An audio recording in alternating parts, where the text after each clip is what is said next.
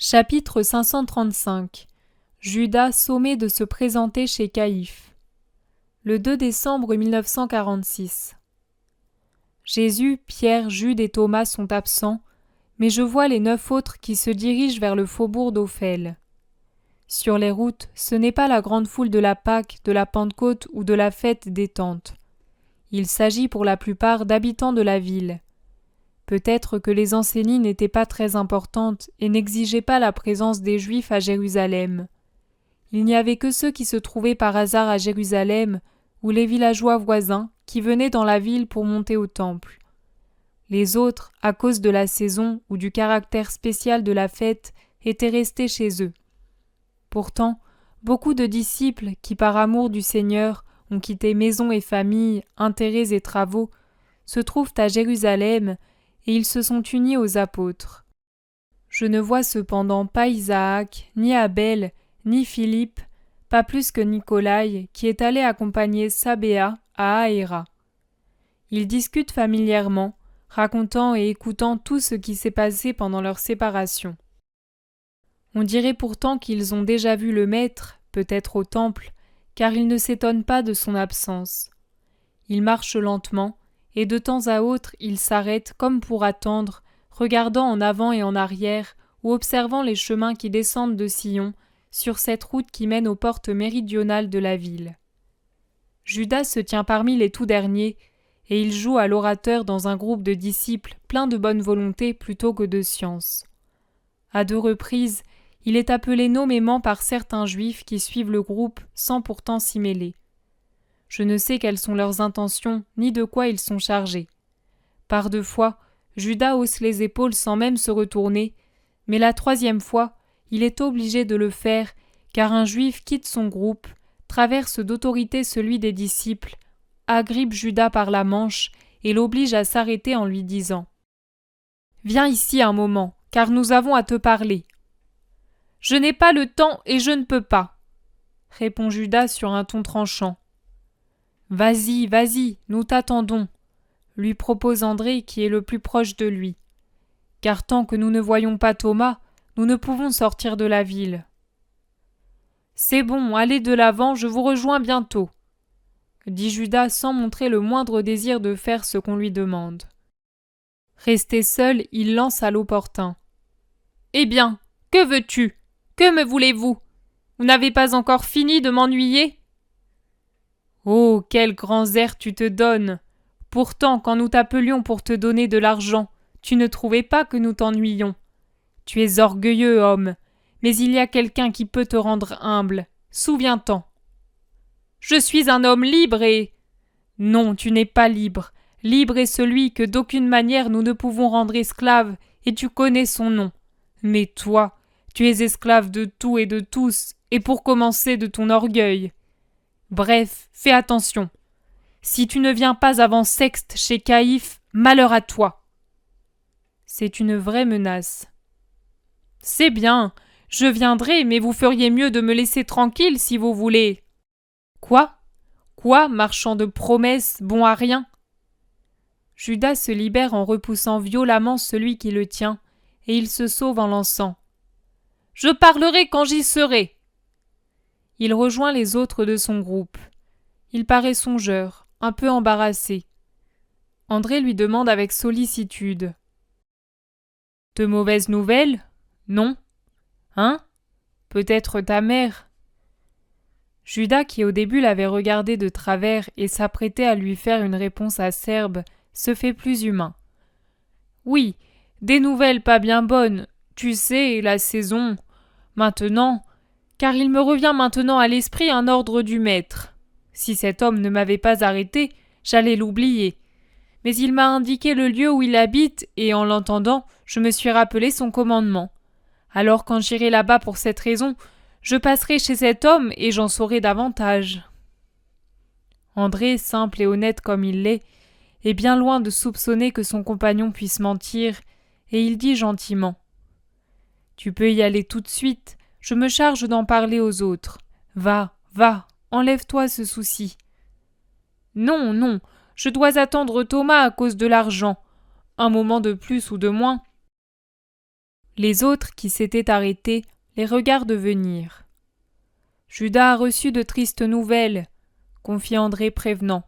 « Oui, en quelques mots, mais j'en saurai davantage quand j'irai faire ce que je dois. »« Quoi donc ?» demande Barthélemy. « Voilà Thomas qui arrive en courant, » annonce Jean au même instant. Judas en profite pour ne pas répondre. « Je vous ai fait attendre longtemps ? C'est que je voulais mener à bien une bonne affaire, et j'y suis parvenu. Regardez cette belle bourse, cela va servir aux pauvres, le maître sera content. » C'était nécessaire, nous n'avions plus le moindre sou pour les mendiants, remarque Jacques, fils d'Alphée. Confie-la moi, demande Judas en tendant la main vers la lourde bourse que Thomas tient sous bonne garde. Mais Jésus m'a chargé de la vente et je dois lui remettre en main propre ce que j'ai reçu.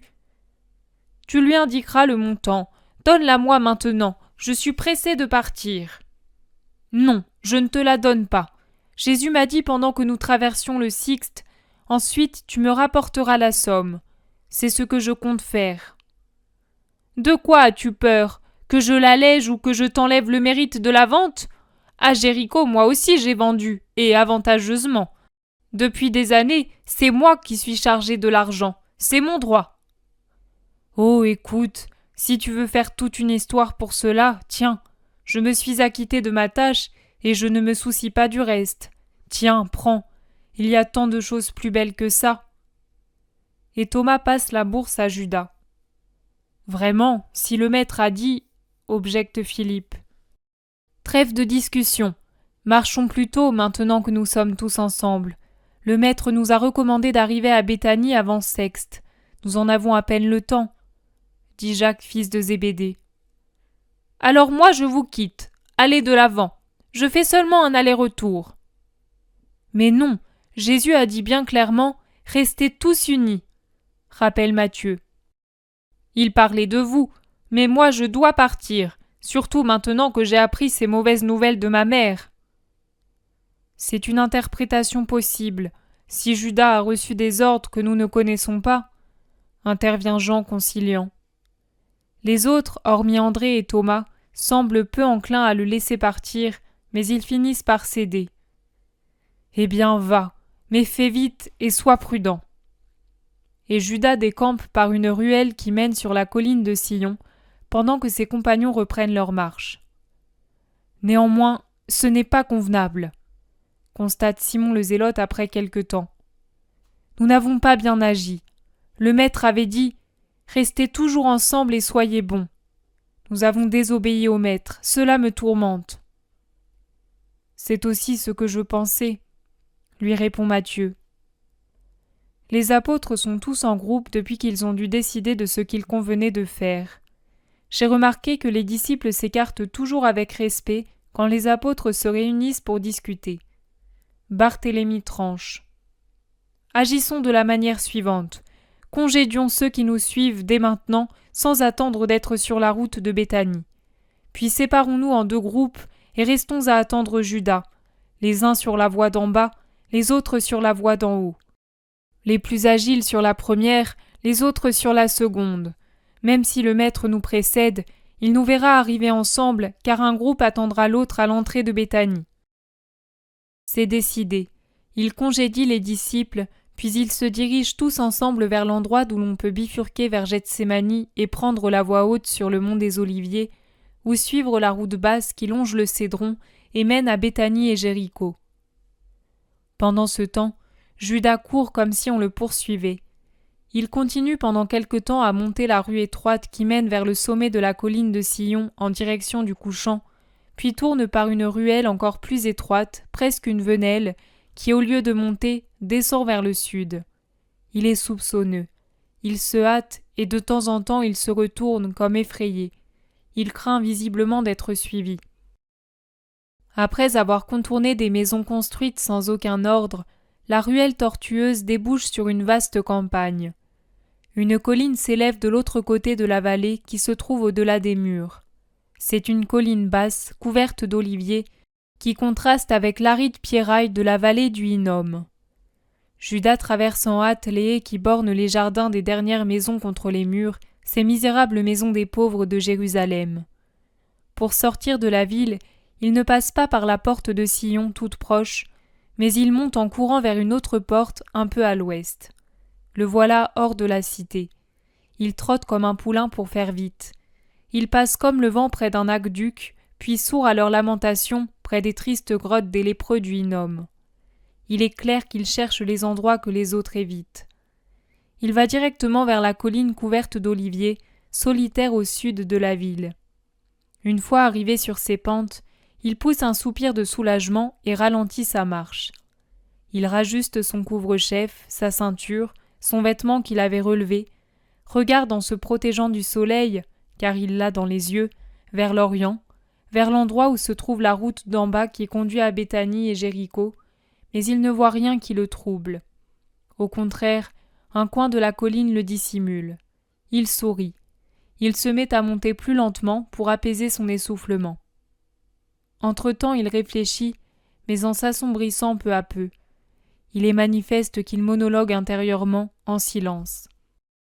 À un certain moment, il s'arrête, retire la bourse de sa poitrine, l'observe, puis la remet après en avoir divisé le contenu en mettant une partie dans sa propre bourse, peut-être pour que soit moins visible le volume qu'il a caché. Une maison s'élève au milieu des oliviers. C'est une belle demeure, la plus belle de la colline, car les autres maisons éparses sur les pentes sont bien humbles, qu'il s'agisse de dépendance de la belle demeure ou d'habitation indépendante. On y accède par une sorte de chemin ensablé qui traverse les oliviers bien alignés. Judas frappe à la porte, se fait reconnaître, entre, puis se dirige avec assurance de l'autre côté de l'atrium, dans une cour carrée qui a de nombreuses portes sur ses côtés. Il ouvre l'une d'elles et pénètre dans une vaste pièce où se trouvent diverses personnes. Je reconnais le visage sournois et haineux de Caïphe, celui d'Helkias le pharisien, l'air de fouine de Félix, le membre du Sanhédrin, la tête de vipère de Simon. Plus loin se trouve Doras, fils de Doras, dont les traits rappellent de plus en plus ceux de son père, et avec lui Cornélus et Tolmaï. Et il y a les autres scribes, Sadoc et Chanania, âgés, parcheminés, mais jeunes en méchanceté, et encore Calbach et Boua l'Ancien, Nathanaël ben Faba, et puis un certain Doro, un Simon, un Joseph, un Joachim que je ne connais pas. Caïphe cite les noms, moi je les écris. Il achève « Rassemblés ici pour te juger ». Judas a un air curieux, à la fois peureux, dépité, violent, mais il se tait. Il n'a plus rien d'arrogant. Railleurs, les autres l'entourent, et chacun y va de sa question. « Eh bien, qu'as-tu fait de notre argent ? Que nous dis-tu, homme sage, homme qui fait tout vite et bien ? Où est ton travail ? Tu es un menteur, un bavard, un bon à rien. Où est la femme ? Mais belle, tu ne l'as plus ? C'est donc Jésus que tu sers au lieu de nous, hein ? Est-ce ainsi que tu nous aides ? » C'est un assaut criant, braillant, menaçant, dont beaucoup de mots m'échappent. Judas les laisse l'invectiver à leur aise. Quand ils sont fatigués et essoufflés, il prend la parole. « J'ai fait ce que j'ai pu. Est-ce ma faute si c'est un homme que personne ne peut faire pécher ? Vous vouliez éprouver sa vertu, avez-vous dit. Moi, je vous ai donné la preuve qu'il ne pêche pas. J'ai donc servi votre dessein. Avez-vous peut-être réussi, vous tous, à le mettre dans la situation d'un accusé ? Non. À chacune de vos tentatives pour le faire apparaître comme un pécheur, pour l'attirer dans un piège, il est sorti plus grand qu'avant. Si donc vous, avec votre hargne, vous n'êtes parvenu à rien, devais-je réussir, moi qui ne le hais pas, qui suis seulement déçu d'avoir suivi un pauvre innocent, trop saint pour pouvoir être un roi, et un roi qui écrase ses ennemis ? Quel mal m'a-t-il fait pour que je lui veuille du mal ? Je parle ainsi, car je pense que vous le haïssez au point de vouloir sa mort. Je ne peux plus croire que vous désirez seulement convaincre le peuple que c'est un fou, et nous persuader, me persuader pour notre bien, et lui-même par pitié pour lui. Vous êtes trop généreux avec moi, et trop furieux de le voir plus fort que le mal, pour que je puisse le croire. Vous m'avez demandé ce que j'ai fait de votre argent. J'en ai fait l'usage que vous savez. Pour convaincre la femme, j'ai dû beaucoup dépenser. Je n'y suis pas arrivé avec la première et… Tais-toi donc! Rien n'est vrai!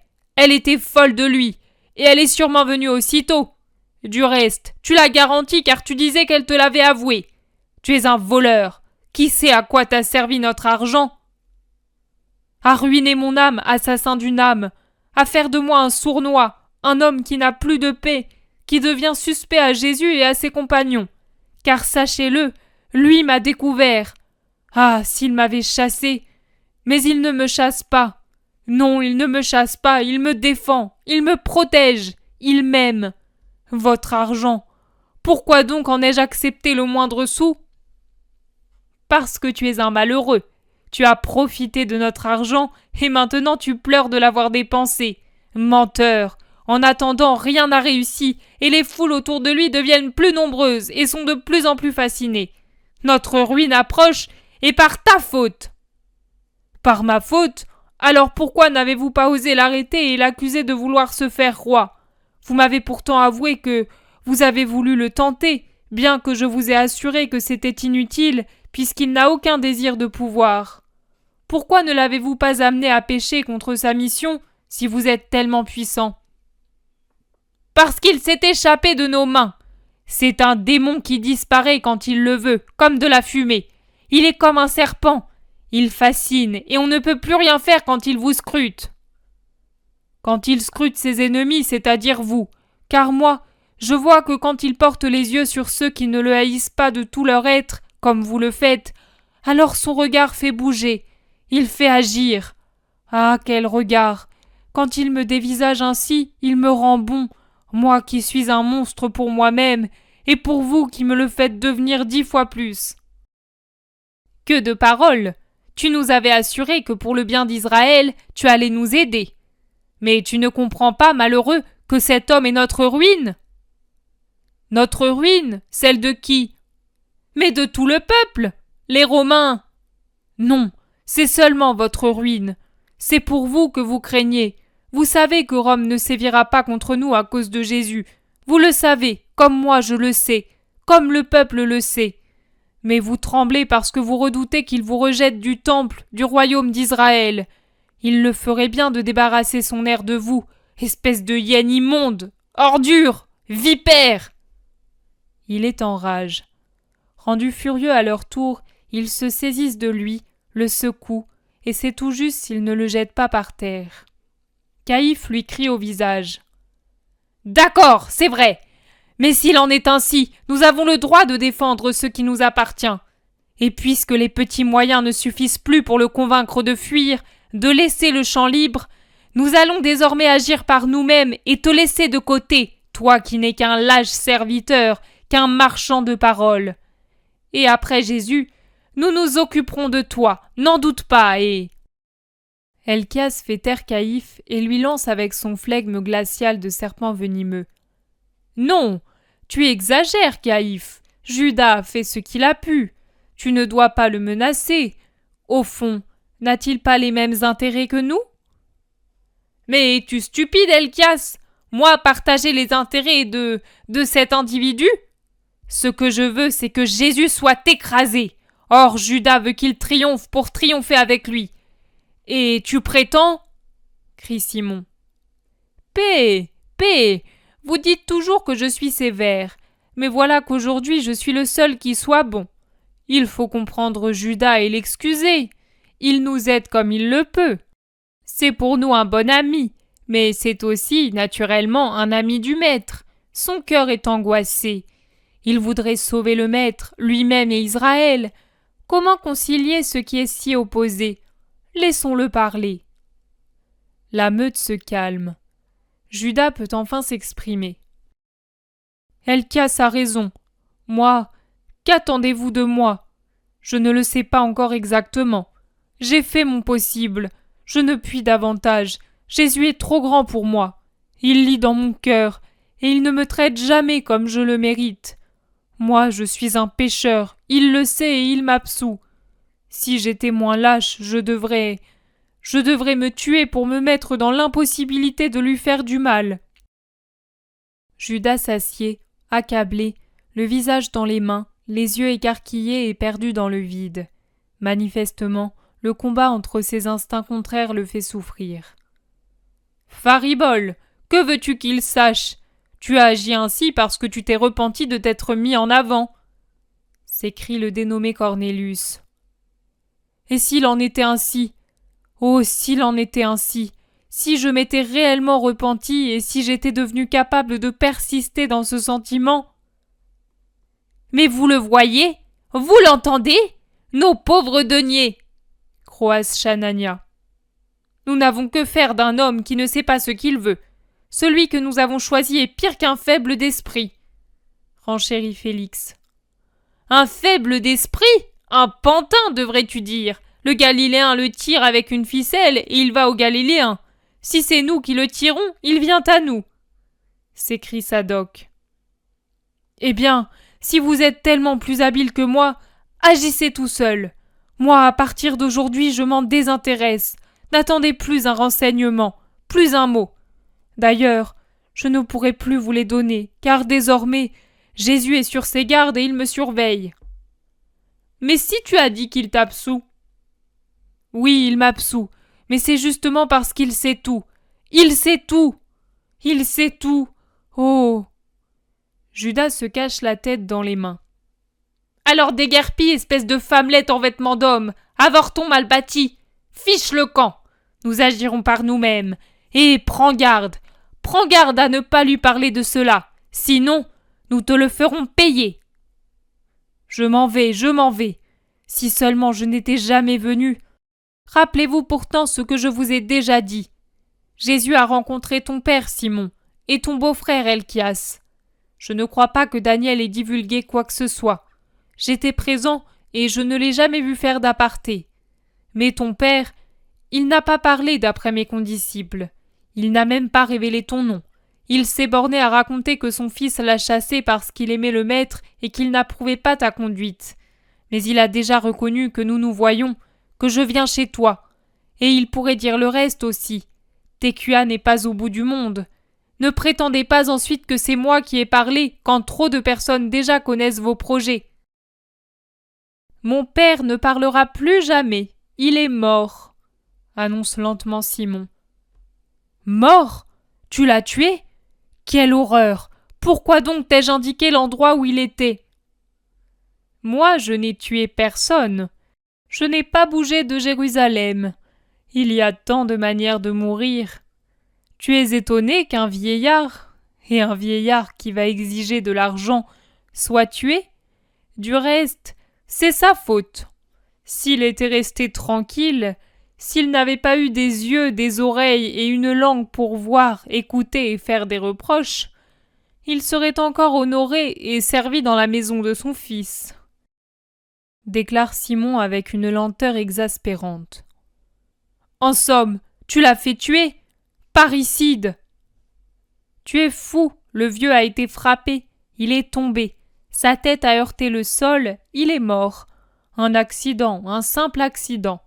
Cela a été mauvais pour lui d'exiger de l'argent d'un malandrin. Je te connais, Simon, et je ne puis croire. Tu es un assassin. Judas en est tout interdit. Et toi, tu délires. Tu vois un crime là où il n'y a qu'un malheur. Je l'ai appris seulement avant-hier et j'ai pris des mesures pour tirer vengeance et lui rendre honneur.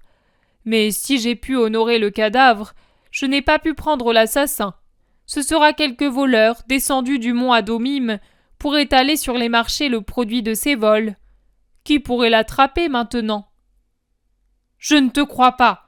Je ne te crois pas. Je pars. Laissez-moi sortir. Vous êtes pire que des chacals. Je pars. Sur ce, il ramasse son manteau qui était tombé et s'apprête à se retirer. Mais Chanania le saisit de sa main de rapace. Et la femme? Où se trouve la femme? Qu'a-t-elle dit? Qu'a-t-elle fait? Tu es au courant? Je ne sais rien. Laissez-moi m'en aller. Tu mens. Tu es un menteur, hurle Chanania. Je l'ignore, je le jure. Elle est venue, c'est sûr, mais personne ne l'a vue, ni moi qui ai dû partir aussitôt avec le rabbi, ni mes compagnons. Je les ai habilement interrogés. J'ai seulement vu les bijoux brisés qu'Élise a apportés dans la cuisine, et je ne sais rien d'autre. Je le jure par l'autel et le tabernacle. » Qui pourrait te croire? Tu es un lâche. Tout comme tu trahis ton maître, tu peux nous trahir nous aussi. Mais prends garde à toi. Je ne trahis pas, je le jure par le temple de Dieu. Tu es un parjure, ton visage le révèle. C'est Jésus que tu sers et pas nous. Non, je le jure sur le nom de Dieu. Dis-le si tu l'oses pour confirmer ton serment. Je le jure sur Yegugve. Il prend un ton terreux en bredouillant ainsi le nom du Seigneur. Il tremble, il balbutie. Il ne sait même plus le prononcer normalement. Il semble dire un J, un H, un V traînant, pour ainsi dire terminé en aspiration. Je le reconstituerai ainsi. Yeogve. Bref, sa prononciation est étrange. Un silence lourd de peur règne dans la pièce. Ils se sont même écartés de Judas. Mais ensuite, Doras et un autre reviennent à la charge. « Répète ce sermon pour confirmer que tu ne serviras que nous. »« Ah non, maudit, cela non. Je vous jure que je ne vous ai pas trahi et que je ne vous dénoncerai pas au maître, et déjà je fais un péché. Mais mon avenir, je ne le lie pas à vous qui demain, au nom de mon serment, pourriez m'imposer n'importe quoi, même un crime. Non, dénoncez-moi au Sanhédrin comme sacrilège, dénoncez-moi comme assassin aux Romains. Je ne me défendrai pas, je me ferai tuer, et ce sera la meilleure solution pour moi. Mais moi, je ne jure plus, je ne jure plus. Il se dégage par des efforts violents de celui qui le tient et s'enfuit en criant. Sachez pourtant que Rome vous surveille, que Rome aime le maître. Un bruit de porte retentissant qui fait résonner la maison indique que Judas est sorti de ce repère de loups. Il se dévisage. La rage et peut-être l'effroi les rend livides. Et ne pouvant passer leur colère et leur peur sur personne, ils se disputent. Chacun cherche à faire endosser à l'autre la responsabilité des démarches qui ont été faites et des conséquences qu'elles peuvent avoir. Les uns font tel reproche, les autres tel autre. Les uns à propos du passé, les autres en pensant à l'avenir. Certains crient « Tu as voulu séduire Judas !» D'autres « Vous avez eu tort de le maltraiter, vous vous êtes découvert !» Certains proposent « Courons-lui après avec de l'argent, avec des excuses !» « Ah, cela non !» s'écrie Helcias qui reçoit le plus de reproches. « Laissez-moi faire, et vous devrez reconnaître que je suis sage. Judas, quand il n'aura plus d'argent, deviendra doux comme un agneau. » Il rit comme un serpent. « Il tiendra bon aujourd'hui, demain, peut-être un mois, mais ensuite, il est trop vicieux pour pouvoir vivre dans la pauvreté que le rabbi lui impose, et il viendra à nous. Ah, laissez-moi faire, moi je sais. » « Oui, mais en attendant, tu as entendu ? Les Romains nous épient. Les Romains aiment Jésus, et c'est vrai. Ce matin encore, comme hier et avant-hier, il y en avait qui l'attendaient sur le parvis des gentils. Les femmes de l'Antonia y sont toujours. Elles viennent même de Césarée pour l'entendre. Caprice de femme, je ne m'en soucie guère. L'homme est beau et il parle bien. Elles sont folles des bavards démagogues et des philosophes. Pour elles, le Galiléen est l'un d'eux, rien de plus. Et il leur sert de distraction dans leur oisiveté. Il faut de la patience pour réussir. De la patience, de la ruse et du courage aussi. Mais vous n'en avez pas. Vous voulez agir, mais sans paraître. Moi, je vous ai dit ce que je compte faire, mais vous ne voulez pas. Personnellement, je crains le peuple. Il aime trop le Galiléen. Amour par-ci, amour par-là. Qui le touche ? Si nous le chassons, lui, nous serons chassés, nous. Il faut... » dit Caïphe. « Ne laissons plus l'occasion s'échapper. Combien nous en avons perdu ? À la première qui se présente, il faut faire pression sur ceux qui sont incertains parmi nous, et puis agir aussi avec les Romains. » C'est vite dit, mais quand et où avons-nous eu la possibilité de le faire ? Jésus ne pêche pas, ne cherche pas le pouvoir, ne... Si elle n'existe pas, créons-la. Et maintenant partons. En attendant demain, nous le surveillerons. Le temple est à nous. Dehors, c'est Rome qui commande. Dehors, il y a le peuple pour le défendre. Mais à l'intérieur du temple,